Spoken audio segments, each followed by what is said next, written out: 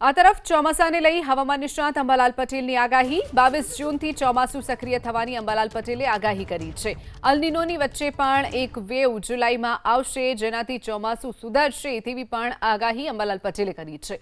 23 જૂનથી વરસાદની આગાહી છે, તો 27 થી 29 સુધી મહારાષ્ટ્રના વિસ્તારોમાં વરસાદની સંભાવના અંબાલાલ પટેલે વ્યક્ત કરી છે। 29 જૂનથી 7 જુલાઈ સુધીમાં સૌરાષ્ટ્રના કેટલાક ભાગોમાં સિસ્ટમ સક્રિય થઈ રહી છે।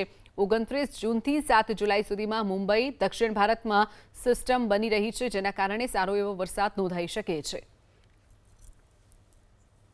18 થી 20 જૂનમાં કંઈક વાદળો આવવાની શક્યતા રહે છે અને જ્યારે વરસાદ કોઈ ભાગમાં થવાની શક્યતા 22 જૂન સુધીમાં રહે છે।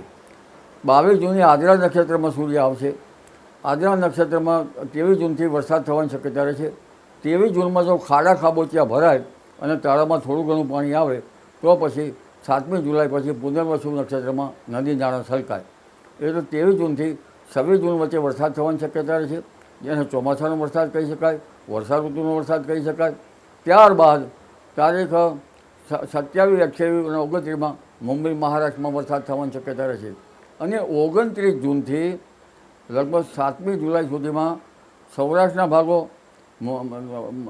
મુંબઈ મહારાષ્ટ્રના ભાગો અને દક્ષિણ ભારતના ભાગોમાં લગભગ સિસ્ટમ બનવાની શક્યતા રહે છે।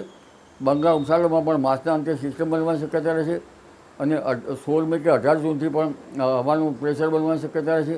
એટલે મોન્સૂન લગભગ સક્રિય 22-23 જૂનથી આદ્રામાં થવાની શક્યતા રહે છે અને કેટલીક જે સ્થિતિઓ જે છે અલ નીનોની અસર તો થવાની છે, છતાં ઘણી અસરો વચ્ચે 23 જૂન બાદ અને 7મી જુલાઈ બાદ કંઈક વરસાદ થવાની 7મી જુલાઈ સુધીમાં વરસાદ થવાની, સારા વરસાદ થવાની શક્યતા છે।